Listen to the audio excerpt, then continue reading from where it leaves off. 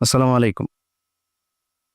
আমরা কয়েকদিন ধরে কিছু মানুষের আ কার্যক্রম লক্ষ্য করছি, উদ্বেগের সাথে লক্ষ্য করছি যে তারা ইনিয়ে বিনিয়ে কিছু সাংবাদিক, ইনফ্লুয়েন্সার, সোশ্যাল মিডিয়া অ্যাক্টিভিস্ট এরকম অনেকেই দেখছি যে ইনিয়ে বিনিয়ে একটা জিনিস বোঝানোর খুব চেষ্টা করছে যে জিনিসটা খুবই হাস্যকর। বাংলাদেশে টো বলে কোনো কিছু নাই। ভারতীয় আধিপত্যবাদ এই দেশে কোনোদিন হয় নাই। এর সাথে আবার এমন কিছু রাজনৈতিক দলও এটাকে হাস্যকর পরিস্থিতিতে নিয়ে গিয়েছে, যারাই এতদিন ধরে এই ভারতের গোয়েন্দা সংস্থা, ভারতের আধিপত্যবাদের বিরুদ্ধে কথা বলেছেন। তো ওই যে একটা কথা আছে না যে, "যে যায় লঙ্কা সে হয় রাবণ।" পরিস্থিতিটা অনেকটা এরকম। তো সুখ দেখলে দুঃখের কারণগুলো খুব দ্রুত ভুলে গেলে ওই সুখ কিন্তু বেশিদিন থাকে না, থাকবেও না। আমি একজনকে দিয়ে আজকে উদাহরণটা আপনাদেরকে দেব। এইটা উনাকে দিয়ে যদি দেই, তাহলে মোটামুটি অন্যদের উদ্দেশ্যটা কি, সেটা আপনারা নিজেরা যদি একটু চিন্তা করেন, ওইটার সাথে মিলালে সবগুলো আ বুঝে ফেলতে পারবেন। বিবি নুরুল হক নূর এই দেশের উদীয়মান একজন তরুণ রাজনীতিবিদ ছিলেন। তো ছিলেন কেন বললাম? সেটা হচ্ছে যদি সম্মুখ যোদ্ধা হিসাবে চিন্তা করেন, আমাদের চাইতে তিনি উৎকৃষ্ট মানের আওয়ামী বিরোধী একজন রাজনীতিবিদ বা যোদ্ধা যেটাই বলেন, অনেক কিছু করেছেন এবং তার প্রতিদানও বাংলাদেশের মানুষ তাকে দিয়েছে। অকুণ্ঠ ভালোবাসা, অপরিসীম ভালোবাসা নুরুল হক নূর পেয়েছেন। আহ, না চাইতেই তিনি টাকা পয়সা পেয়েছেন। আমি নিজেও আমার এখানে অনেক বন্ধু বান্ধবের কাছ থেকে আহ, মানে একটা বিশেষ সংগঠন তারা করেছিল, আমি নিজে বলেছি ভাই ওদেরকে কিছু টাকা দেন। মাঝে মধ্যে এখান থেকে অনেক টাকা পয়সাও গিয়েছে, আমি নিজেও জানি। আমি নিজেও পার্টিসিপেট করেছি, আমার পকেট থেকে টাকাও দিয়েছি, তার পক্ষে কথা বলেছি অনেক ভিডিওতে, পোস্টে তার পক্ষে কথা বলেছি। তো উনি যেই ত্যাগ স্বীকার করেছিলেন সেটার জন্য উনি ওনার ভালোবাসাও পেয়েছেন।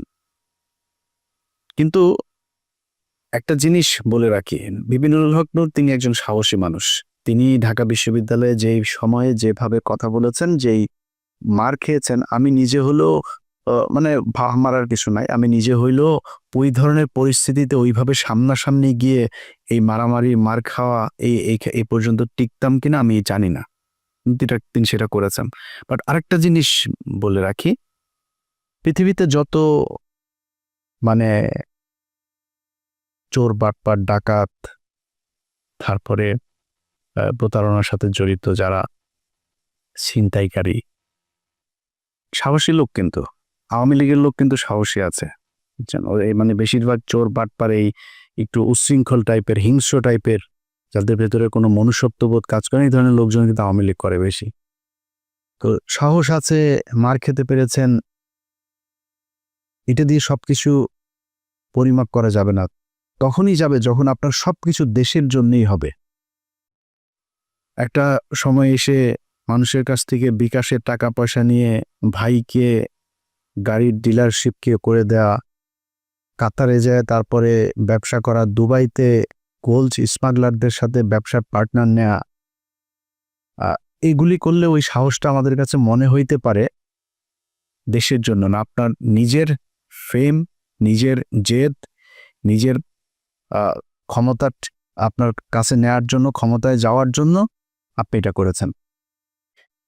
আপনি অস্বীকার করতে পারবেন যে আপনি মুসাদের সাথে দেখা করেন নাই, এটা অস্বীকার করতে পারবেন। আপনি অস্বীকার করবেন, যে বলবেন যে আমি এটা দেখা করিনি, করতে পারবেন না। কেন করেছিলেন? কোন পরিস্থিতিতে?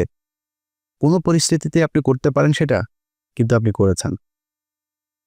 আপনার বাংলাদেশের মানুষ, আমার মনে হয় এর চাইতে বেশি কিছু আর দরকার নাই আপনার মতো একজন ভণ্ডকে পরিচয় করার, চেনার জন্য।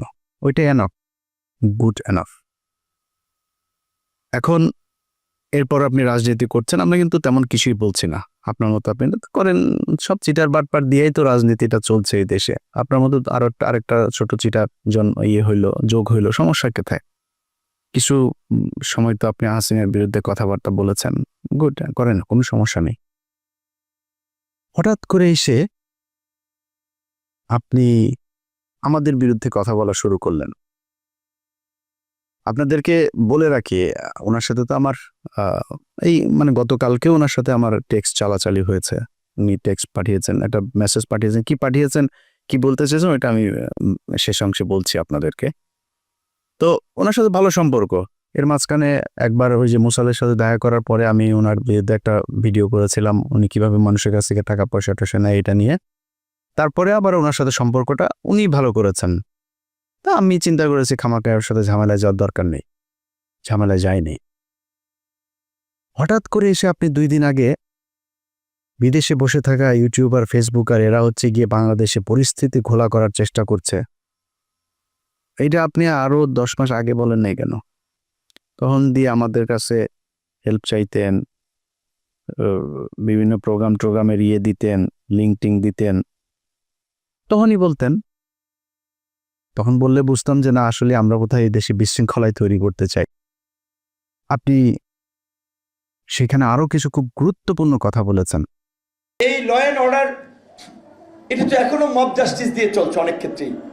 সেনাপ্রধান কেন বলছেন যে এই সমস্ত মব জাস্টিস চলতে দেওয়া যাবে না, এবং আমরা নির্বাচনের কথা বলছি, উনিও নির্বাচনের কথা বলছে। এটা তো দোষের কিছু না। অযথা সেনাবাহিনীকে আপনার আরেকটা মুখোমুখি অবস্থানে দাঁড় করিয়ে একটা জনগণের মাঝে বিভ্রান্তি তৈরি করার তো কোনো মানে নাই। আজকে বিএনপির, আমি জানি না আজকে এই আপনার এই বর্তমান তথ্য প্রযুক্তির এই যুগে সাইবার যুদ্ধ মোকাবেলা করার জন্য তাদের প্রস্তুতি কি? তাদের নেতাদের চরিত্র হনন করা হচ্ছে, যাকে তাকে রয়্যাল এজেন্ট বানিয়ে দিচ্ছে, ষড়যন্ত্রকারী বানিয়ে দিচ্ছে। আর এই যে একজন ইউটিউবার, ফেসবুকার, এরা হচ্ছে দেশপ্রেমিক, দেশের বাইরে থেকে এরা আপনার দেশ স্বাধীন করে ফেলেছে, সিনিয়র নেতাদের চরিত্র হনন করছে। এইগুলো নিয়ে আমি জানি আপনাদের এগুলো কনফিউজ করে কিনা। তো এইভাবে যদি মানুষের মাঝে বিভ্রান্তি তৈরি করে, তাহলে তো মানুষ বিভ্রান্তিতে পড়বে। কথায় কথায় একে ওকে র ট্যাগ লাগায় দেয়। র ট্যাগ লাগায় দেয় মানে কি? আমরা তারেক রহমানের র বলছি নাকি, কারণ খালেদা জিয়াকে বলছি ভারতের চর বলছি কখনো? সালাউদ্দিনকে কেন বললাম? ওই মির্জা আব্বাসের সাথে গাঞ্জা, মির্জা আব্বাসে তো আমরা রয়ের লোক বলি নাই। ওই গোয়ারশ্বর চন্দ্র রায়, তারে রয়ের লোক বলি, এরে বলছি। ফখরুলের বলি। বিএনপিতে তো হাজার হাজার লক্ষ লক্ষ কোটি কোটি মানুষ, কই বলি না তো? ওই শামা ওবায়দরে বলছি। এদের বলি কেন? নিশ্চয় কারণ আছে। সবাইরে তো বলি না, আপনারও তো বলি নেই। আপনার বিরুদ্ধে যখন কথা বলছে তখন আপনি যে ওদের ওই অন্য দেশের গোয়েন্দা সংস্থার সাথে দেখা করে আসেন, আপনারা কিন্তু আমরা রয়ের লোক বলি নাই তখনও। তো যাদেরকে বলি তাদের পেছনে নিশ্চয়ই কারণ আছে। সালাউদ্দিন সাহেব শিলংয়ে গেলেন, শিলংয়ে যায় তারপরে সেখানে সাদা লুঙ্গি সাদা পাঞ্জাবি পরে বিশাল বাংলোর মধ্যে ঠ্যাংয়ের উপর ঠ্যাং তুলে দেয়া, তারপরে তিনি বসেই করেন, লোকজনের সাথে দেখা করেন, সাক্ষাৎ করেন, ছবি তোলেন, পোলাও কোরমা খায়, আবার পছন্দ মতো নারীও সাপ্লাই পায়, সবই পেয়েছে। তো কিছুই হয় নাই। দেশে আসার পরে আজকে 10 মাস আপনাকে যদি এইভাবে কোনো একটা দেশের গোয়েন্দা সংস্থা ওই দেশে তুলে নিয়ে যাইতো, সেটা আপনার দেশের যারা যারা, যে আইন শৃঙ্খলা বাহিনীর সদস্য যারা যারা এটার সাথে জড়িত, ওই দেশের যারা জড়িত, দুই পক্ষের বিরুদ্ধে আপনি অভিযোগ করবেন না? 10 মাস হয়ে গেল। ওনাকে একবার ডেকেছিল ওই আইসিটি, আপনার ওই ইন্টারন্যাশনাল ট্রাইব্যুনাল, যেটা, যে উনি জিজ্ঞেস করেছে কি হয়েছে, কিটি কিছু বিবরণ দিয়ে এসে ওনাকে বলা হয়েছে অভিযোগ করতে। উনি অভিযোগ করেন নাই। অভিযোগ না করে তিনি চলে এসেছেন, তার আইনজীবীকে নিয়ে বসে আমরা পরে করব। And it's been 10 months. এই 10 মাসের মধ্যে আমি সময় পান না। আপনার 10 বছর যারা জীবন থেকে ধ্বংস করে দিল, আপনি তাদের জন্য 10 মাসে এসে আপনার অভিযোগ নাই, কোনো আপনার তাদের ব্যাপারে ক্ষোভ নাই, আপনি সেটা গায়েব করে দিলেন। এখন আমি যখন এটা নিয়ে আলোচনায় আনলাম, আপনার ওনার আইনজীবী একটা পোস্ট করেছেন। এই ব্যক্তি বলেছেন যে উনি সময় পান না, এটা সালাউদ্দিন সাহেবের দোষ না। ওনাকে বলেছেন সালাউদ্দিন সাহেব আগে, উনি সময় পান না, এই জন্য করা হয়নি। এটা মানুষ খাবে। তো ভিপি নুরুল হক নূর, উনি খুব কষ্ট লাগলো ওনার। ওইটা শোনার পরে কিন্তু আমার মনে হইল যে সামথিং ইজ রং দেয়ার। আমার এই গত কয়েকদিনে আমি কয়েকজন মানুষের যেই মানে তাদের যেই কি বলবো যে কার্যক্রম, তৎপরতা, এগুলো দেখে আমি কনফার্ম হয়েছি টাকা এক জায়গা থেকে বিশাল বড় অঙ্কের পেয়েছেন। আমি দীপিনুরকে আগের বার যেভাবে ধুয়েছিলাম না, দীপিনুর আমার সাথে কথা বলার প্রশ্নই আসে না, সে এরকম ছেলেই না, যথেষ্ট ঘাটতার আসে। এসছে কেন? কৌশল। আমার সাথে সে ঝামেলায় যাইতে চায় না, আমার সাথে ঝামেলায় গেলে তার রাজনৈতিক ক্যারিয়ারের সমস্যা হবে, সে নিজে ওই গোলাম ময়লা রনির মতো হারায় যাবে, এই জন্য সে আমার সাথে আসতে চায় না। তো আসলো, এসে তারপর আমারে নিয়া যা মনে চায় আমাদের সবাই, আমি কনক সরোয়ার, পিনাকি ভট্টাচার্য, আমাদেরকে যা মনে চায় তাই বলল। এখন সে এই ঝুঁকিটা কেন নিল? এইটার পেছনে এমন একটা অ্যামাউন্টের টাকা সে পেয়েছে যেটা তাকে বাধ্য করেছে এই কথাগুলো বলতে। ইলিয়াস আমার বিরুদ্ধে বলল, পিনাকি আমার বিরুদ্ধে বলবে, কনক সরোয়ার বলবে, সমস্যা হবে না। যেটা পেয়েছে এইটা বিশাল অঙ্কের, অনেক বড় অঙ্কের একটা অ্যামাউন্ট পেয়েছে। আরেকটা ছিল ওই যে তারেক, এও হঠাৎ করে এসে বলল, এরা তো ভাই কিছুই করতে পারেনি, সর্বোচ্চ কি পাবে? ধরেন বিএনপির সাথে যদি মিলে, বিএনপি বলবো ওকে বাপ তোমার আমি পটুয়াখালীতে একটা আসন দিলাম, ওইটারে বলবে ভাই তোমারে আমি করি, তোমার এমপির সাথে মিলামিশা কিছু কাজ টাজ দিব না, টেন্ডার দিব না। তারেকে তো দিবে না, কেউ কোনো দলের সাথে যদি যা লাগে যে আমরা তোমাদের সাথে থাকবো, ওর একক একটা পাবে না। নূর হয়তো একটা পাইতে পারে, ওরা ওইটাও দিবে না। তো ও আমার পিছনে লাগলো, আমাদের নিয়ে কথা বললো, অথচ এরা সবাই কিন্তু আমাদের সাথে খুব ভালো সম্পর্ক বজায় রাখে। মানে আমি এটা বলছি না যে আমি বিশাল আকারে কোনো কিছু, এটা না, মানে ও ভয়ে হোক আর ভালোবেসে হোক আর মানে পরিস্থিতির কারণেই হোক আমার সাথে ভালো একটা সম্পর্ক, এবং এটা খুব স্বাভাবিক ব্যাপার, এটাই রাখা উচিত, তারা রাখেও। আমি দেশের বিরুদ্ধে যাইনি। তো হঠাৎ করে এসা একসাথে আপনি লেগে গেলেন। সো আমরা তো জানি টাকা পয়সা কোত্থেকে আসে, কোত্থেকে টাকা পয়সা দিচ্ছে। আমরা তো বিক্রি হইনি কারো কাছে, আপনারা বিক্রি হয়ে গেলেন কয়টা টাকার জন্য, আপনার পুরো ক্যারিয়ার ধ্বংস করে দিলেন। এই বাটপার এর আগে একটা কাজ করেছিল, আমরা চলেন আমরা ওই একটা বক্তব্য শুনে আসি তার। শেখ হাসিনা যখন তাকে ডেকেছিল গণভবনে হওয়ার পরে, তখন কিন্তু সে কিছু কথা বলেছিল সেখানে। সে কথাগুলো আগে শুনি, তারপরে আমরা পরে আলোচনায় যাই। আমিও যেটা বলেছি যে আমি ছাত্রলীগের কর্মী ছিলাম না, শুধু ছোটোখাটো একটা নেতাও ছিলাম, হলের পোস্টেড ছিলাম। আর আমি বিভিন্ন প্রোগ্রামে গিয়েছি, আমি দেখেছি নেত্রীকে ঢাকা মেডিকেল যখন বার্ন ইউনিটে বিএনপির আন্দোলনের সময় যখন বিভিন্ন অকারেন্সগুলো ওঠে, তখন তিনি গিয়েছেন, আমরা রাস্তার পাশে দাঁড়িয়েছি, তাকে দেখেছি গাড়ির কালো গ্লাস থেকে, স্পষ্ট দেখতে পারিনি, টিভিতে দেখেছি। আর আজকে দেখার পর আমি অনেকক্ষণ চেয়ে রয়েছি। আমি 2.5 বছর বয়সে আমার মা মারা যায়, আর আমার ছোটো আজকে এখানে এসেছে, ওর বয়স ছিল তখন 1 বছর। আমার মায়ের এটা আমি যতটুকু মনে করতে পারি, আমি সেটা খুঁজে পেয়েছিলাম আমার প্রাইমারির একজন শিক্ষিকার মধ্যে, আমি যেই প্রাইমারিতে পড়েছি। আর আজকে আমি মাননীয় প্রধানমন্ত্রী এতদিন টিভিতে আমি ওভাবে দেখতে পারিনি, কিন্তু আজকে দেখে আসলে আমার মনে হয়েছে যে তার মধ্যে আমার মায়ের চেহারাটা আমি কিছুটা দেখতে পেয়েছি, এরকম একটা জিনিস হচ্ছে। সেজন্য অনেকে আসলে বিভিন্ন উপাধিতে বলে থাকেন। আর আমরা একটা জিনিস দেখেছি যে আসলে তিনি প্রধানমন্ত্রী হিসেবেও, আমি বলবো না তিনি প্রধানমন্ত্রী, তিনি সবার প্রধানমন্ত্রী, তারপরেও তার কিছু স্পেশাল আসলে ক্যারেক্টার যেটা আমরা দেখেছি, যে কখনো ছোট শিশুকে কোলে নিয়ে, মানে একদম সিম্পল একজন যে নারীর যে ভূমিকা, সেই ভূমিকা অবতীর্ণ। আবার যখন দেখেছি আন্দোলন সংগ্রামে, মানে তার শুনেছি ওই সময়ের তার সেই মানে ছাত্র রাজনীতি থেকে উঠে এসেছে, তার কৃতিত্বের কথা আমরা শুনেছি। আর বঙ্গবন্ধুর কথা তো এটি আসলে তো শুধু আমরা না, সারা বিশ্বের মানুষ জানে। আর তার সুযোগ্য কন্যা যদিও শেখ রেহানা আপা আমরা রয়েছে, কিন্তু এটি তো আমরা মানে সবার মধ্যে সব গুণ এককভাবে থাকে না, কিন্তু আপা আমরা মনে করি যে আসলে যেটা বঙ্গবন্ধুর মধ্যে অনেকে বলে যেটা ছিল, তার পুরোটা মনে হয় যে আমাদের নেত্রী পেয়েছেন। আমার আপার প্রতি অনুরোধ থাকবে যে আসলে অনেকে, যেটা আমি আপা বলতে চাইনি, কারণ আমি আসলে মানে মায়ের ওই জায়গাটাকে তাকে দেখতে চেয়েছিলাম, কিন্তু সবাই ছাত্রলীগ, আমিও যেটি করেছি সবাই আপা আপা বলে, এই জন্য আমার মুখ থেকে ঘটনাটা বের হয়েছে যে আমার ছাত্রলীগের ভাই বন্ধুরাও কেন যেন আমাকে আসলে জামাত শিবির বানানোর জন্য তারা খুব একটি অপপ্রচার করেছিল তাদের ছাত্রলীগের এতগুলো এরকম একটা পোস্টে থাকা অবস্থায়। আর আপনারা দেখেছেন যে আমার পরিবারের আমি আশা করি যে মাননীয় প্রধানমন্ত্রীর কাছে আমার পরিবারের সকলের মোটামুটি একটা তথ্য আছে, সেখানে দেখেছেন যে আমার পরিবার আসলে মানে পুরো পরিবারে ছিল আওয়ামী ব্যাকগ্রাউন্ডের, কিন্তু আসলে আমি অনেক কথাই বলতে চেয়েছিলাম কিন্তু আবেগ ভালোবাসায় অনেক কিছুই ভুলে যাচ্ছি। জয় বাংলা, জয় বঙ্গবন্ধু। আর আমি প্রধানমন্ত্রীর অনেকটা প্রোটোকল, এই কারণে আমি অনেকটা আমার একটু ইচ্ছা ছিল যে বঙ্গবন্ধু শেখ মুজিবুর রহমানকে কখনো তো দেখিনি, তার কথা শুনেছি। আর তার গান যেটি আমি ক্লাস 5-এ একটা গান খুব ভালো লেগেছিল, আমাদের স্কুলের মাঠে মুক্তিযোদ্ধা সংসদ সন্তান কমান্ডের আয়োজনে একটা প্রোগ্রাম ছিল, ওখানে এরকম একটা গান ছিল, যদি রাত পোহালে শোনা যেত বঙ্গবন্ধু মরেনি, তাহলে আমরা পেতাম জাতির পিতা বিশ্বপিত মহান নেতা, এরকম একটি গান। আর বঙ্গবন্ধুর প্রেমে তো সবাই পড়েছে।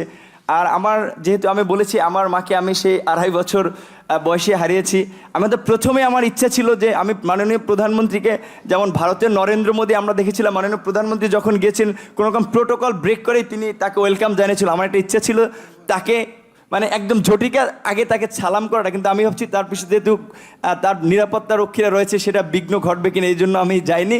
আমি একটু মাননীয় প্রধানমন্ত্রী আপনাকে একটু, যেহেতু আমার মা নাই, আমি বলেছি আমার সেই মাতৃত্বের ছায়াটা আমি দুজনের ব্যক্তির মধ্যে খুঁজে পেয়েছি, সেটা আমার শিক্ষিকা এবং হচ্ছে আপনি, আমি একটু আপনাকে সালাম করতে চাই।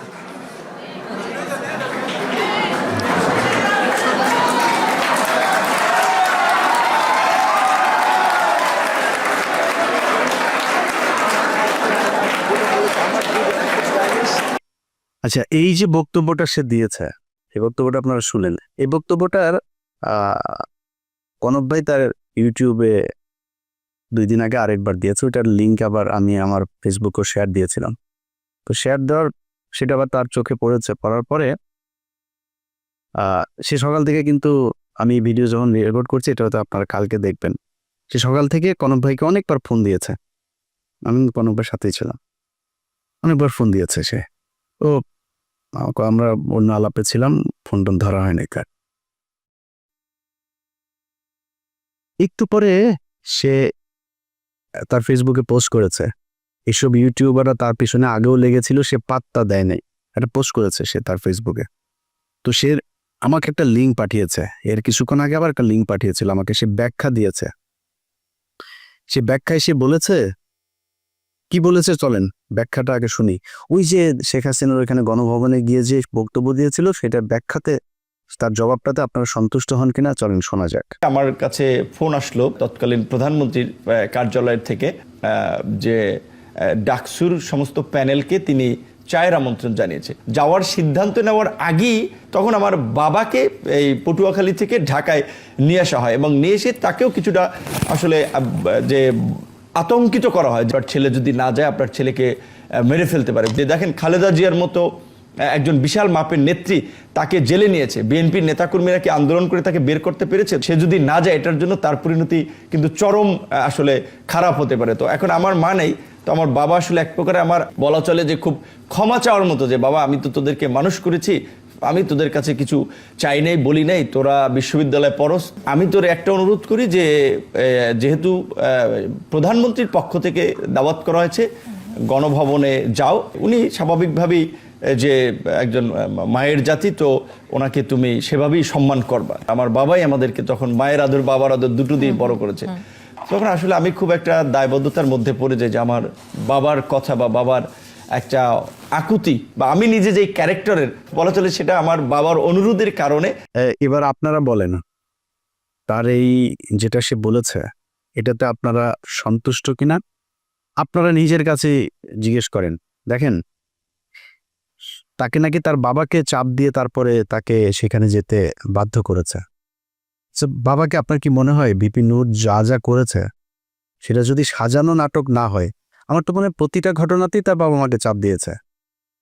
আরে ভাই, আমার বোনের হাজব্যান্ডকে চাকরি থেকে বের করে দিয়েছে, আমার ভাইদেরকে একবার ওই জেলায় একবার ওই জেলায়, আমার ভাইরে কনস্টেবল আমার বাসার নিচে যায় দোতলা থেকে ডাক দেয়, এই নিচে নেমে আয় আমার ভাইরে। তো আমি ওইটার নাম টাম কোনো কিছু জানি না, ওই কনস্টেবল আর সাব ইন্সপেক্টর ওরা আমি খুঁজতেছি যে কারা কারা গিয়েছিল ওই দিন আমার ভাইরে, ওরা টুকারি করে কথা বলে তারপরে নিচে নামতে বসছিল। আমি তো জানি যে প্রশাসন কি করে, আপনার আব্বারে ওই দিন প্রেশার দিল, আপনার হাতে পায়ে ধরলো আইসা, আর আপনি তার পক্ষে। আপনার বলছিল যে বক্তব্যের শেষে জয় বাংলা বলবেন, জয় বাংলা বললেন কেন? না, আপনার এখানে অ্যাটেন্ড করতে বলেছে, আপনি ই করতেন। বক্তব্যের শেষে আবার আপনি বললেন আপনি ওনার একটু পায়ে শুয়ে সালাম করতে চান। এটাও আপনার বাপেরে বলছিল নাকি? বাদ দিলাম, এই দুইটাও বললাম যে ধরলাম যে তোর জয় বাংলা বলাইছে, আর পায়ে ধরেও মাপছে বলছে, এটা দুইটা বলতেও না, তোর বাপেরে ডিম টিম দিব কিছু একটা বলছে। মানে আমি ওনার বাবার ডিসরেসপেক্ট করছি না, মানে ওনার কথা অনুযায়ী ওনার বাবাকে নিশ্চয়ই মারধর করবেন, সরি ওইভাবে বলার জন্য। তো ধরলাম এটা আপনার বাবাকে মানে রিমান্ডে নিবে, মারধর করবে এরকম বলেছে। আপনার বলছিল যে আপনার মায়ের মতো শেখ হাসিনা, দুইজন মানুষ, আপনি বড় হয়ে দেখেছেন আপনার মায়ের মতো শেখ হাসিনা, এরে পিপি নূর। শেখ হাসিনা কারোর মায়ের মতো হইতে পারে না, এই পুরো দুনিয়ার মধ্যে ওই ওয়ান পিস। শেখ হাসিনার এই পিস আর সারা পৃথিবীতে জীবনে কোনোদিন জন্ম হয় নাই ফেরাউনের মতো, এটাই এক পিস, এটাই এখন এই পিস সারা দুনিয়ায় নাই, সামনে আর আসবেও না। তোর মার মতো দেখতে কেমনে হলো, তুই কেমনে বুঝলি যে তোর, আর বলে যে সে ছোটবেলায় মারা গিয়েছে, ছোটবেলায় মারা যায় তোর মার এই বয়সে, ওর বয়স তো এখন ৭৪ বছর বয়স, তুই এখন এসে কেমনে বুঝলি যে তোর মায়ের মতো? বললো এই যে নাটকগুলি, তো এগুলিতে আমরা বুঝি যে আপনি আগেও সেল হয়েছিলেন। সেদিন ওইখানকার এসএসএফ এর একজনের কাছে শোনা আপনি ব্যাগ নাকি নিয়েই বের হয়েছিলেন। সত্য মিথ্যা এটা আপনি বলতে পারবেন, কি হয়েছিল, কেন এত কিছু করেছিলেন। আমরা যেটা বলতে চাই, অ্যালার্মিং যেটা আপনি কি করেছেন না করেন সেটা একান্ত ভাই আপনার ব্যাপার। যেটা অ্যালার্মিং, এই ধরনের ছোট ছোট রাজনীতিবিদরাও যদি নাকি বিদেশি গোয়েন্দা সংস্থার টাকা নিয়ে সেই গোয়েন্দা সংস্থার পক্ষে কাজ করার জন্য এইভাবে উঠে পড়ে তারপরে লাগে, এটাই দেশের অস্তিত্বের জন্য চরম হুমকি। এই দেশের সেই ৭১ থেকে শুরু করে এই পর্যন্ত এই গোয়েন্দা সংস্থা ভারতীয় এরা আছে, ছিল, এরা থাকবেও, এদের কার্যক্রম এরা চালাই যাবে। এই যে ২ দিন ধরে আপনার জামায়াত নেতা এটিএম আজহার, তিনার মুক্তির পরে দেখবেন ওই যে ৩-৪ জন লোকজন নিয়ে তারপরে বাম এসে, সংস্কৃতি কর্মী এসে, শিবিরের ভাইদের বলবো পাছাটা উদাম কইরা লাল বানায় দেবেন। যেটা নামে আসবে এই বিচার পৃথিবীর ইতিহাসের সবচাইতে নিকৃষ্টতম, এই ধরনের কোনো ঘটনা ছাড়া ঘটনা বানায় এইভাবে জলজ্জান্ত মানুষকে একটা গণতান্ত্রিক দেশের কোনো সরকার এইভাবে এই সভ্য সমাজে ফাঁসি দিতে পারে, এই নিকট অতীতে এই পর্যন্ত এই পৃথিবীতে এই ঘটনা ঘটে নাই, যেটা শেখ হাসিনা ঘটিয়ে গেছে। শুধুমাত্র রাজনৈতিক প্রতিদ্বন্দ্বিতার কারণে তাদেরকে হত্যা করা হয়েছে। আমি মনে করি এই জামায়াতের যে নেতাদেরকে হত্যা করা হয়েছে তাদের পরিবারের কাছে রাষ্ট্রীয়ভাবে ক্ষমা চাইতে হবে, এই বিচার কার্যের সাথে যারা ছিল তাদের সবার বিচার করতে হবে এবং ওই পরিবারকে যথাযথ ক্ষতিপূরণ দিতে হবে।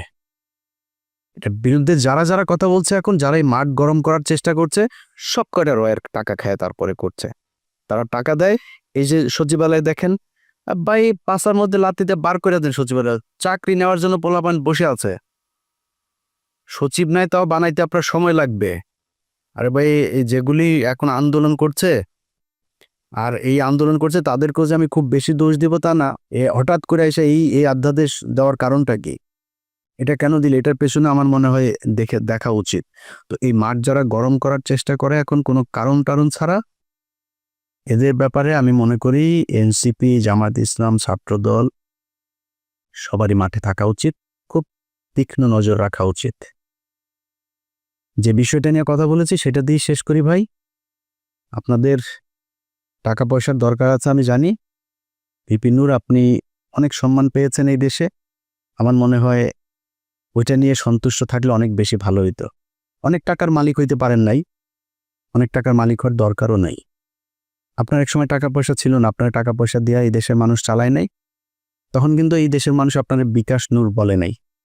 বিকাশ নূর এখন কেন বলে, এটা বলার একমাত্র কারণ হচ্ছে আপনি বিকাশে মানুষের কাছ থেকে টাকা নিয়ে দেশের বিরুদ্ধে কাজ করেছেন। দেশের পক্ষে কথা বলতেন, ভাই আমি খুব গর্ববোধ করব আমার শেষ বয়সে যদি নাকি ধরেন আল্লাহ মাফ করুক এমন কোনো সমস্যা হয়, আমারে মানুষ সাহায্য তুইলা তারপরে আমার সেই সমস্যার সমাধান করতে হয়, আর চাই একটু কষ্ট থাকবে না।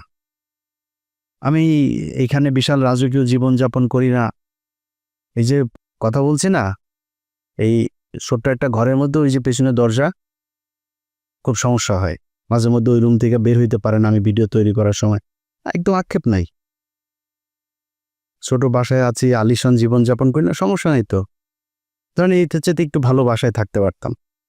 আল্লাহর রহমতে যা খাইতে চাই খাইতে পারি, আল্লাহ সেই সুযোগ দিয়েছে ভাই। একটা পানি গেলার শক্তি নেই, বহুত হাসপাতালে যেয়ে খোঁজ নেন, বহু মানুষ পানিটা গিলতে পারে না, স্যালাইন দিয়া তারপরে পেটের ভেতরে খাবার দেয়। আচ্ছা না, আল্লাহ খাওয়ায় তাই আপনি খাইতে পারেন। বিলিয়ন বিলিয়ন ডলারের মালিক, ডাক্তার বলে দিয়েছে খাইতে পারবা না, এই খাইতে পারবা না, পারে না। সব দিনে 2 বেলা খাইতে হবে, এতটুকু সবজি খাবা, এতটুকু রুটি খাবা, খায়া শেষ, আর কিছু খাইতে পারবা না। কয় টাকা লাগবে আপনার খাবার খাইতে? যা চাই তাই খাইতে পারি আল্লাহর রহমতে, আলহামদুলিল্লাহ। আর কি লাগবে? হয়তো সর্বোচ্চ ধরেন একটা বাড়ি দরকার, একটা গাড়ির প্রতি আমার একটা ফ্যাসিনেশন আছে, সর্বোচ্চ চেষ্টা করব যদি জীবনে সুযোগ পাই একটা গাড়ি কিনবো ভালো দেখে। আর কি লাগবে? সচ্ছল চলাফেরা খাইতে পারলেই হলো। আল্লাহ যেন মানে এমন কোনো পরিস্থিতি তৈরি না করেন নিজের দৈনন্দিন প্রয়োজন মেটানোর মতো টাকার জন্য যেন কারো কাছে যাইতে না হয়, শুধু এই পরিস্থিতিটা না আসলেই হবে। আপনারা চাইলে এটা করতে পারতেন। অনুরোধ, যেই সাপ নিয়ে আপনারা খেলছেন, মাঝে মধ্যে খুব হাস্যকর মনে হয় আপনাদের ওইখানের কিছু ফলোয়ার টলোয়ার নিয়ে, আপনাদের কাছে এটা হাসির খোরাক মনে হয়, মানে নিয়া এটা নিয়া দেশের বিরুদ্ধে যায় না, কিছু টাকা পয়সার জন্য না এইভাবে দেশের সাথে বিট্রে করেন। এই গত 15 বছর এই দেশ রয়ের কারণে এইভাবে পরাধীন হয়েছিল, আমরা এটা ভুলে যাইনি। মুক্তিযোদ্ধা মারাইতে আসছেন, দেশের প্রতি প্রেম মারাইতে আসছেন, এখন দেশপ্রেম মারান, 71-এর রাজাকার টিয়ে দিয়া তারপরে এটিএম আজহারের বিরুদ্ধে ক্যাম্পেইন করেন। এত দেশপ্রেম কই ছিল আপনার? তোর বাপ যে বলছিল না যে এটা নাকি ভারত পাকিস্তান যুদ্ধ 71-এ, তোর বাপেদের বিরুদ্ধে মিছিল করছিলি বাংলাদেশে? এই মুখগুলি খুঁজে বার করেন, একটাও করে নাই। এখন মাঠ গরম করতে চায়, আওয়ামী লীগের নামে তো আসতে পারে না, এই মুক্তিযোদ্ধা বালছাল এগুলির নাম দিয়া মাঠে এসা কি পাবেন না, কেদানি দিয়া একদম পাছার চামড়া ওই গোপালগঞ্জাদের মতো লাল করে ফেলবে। আল্লাহ হাফেজ।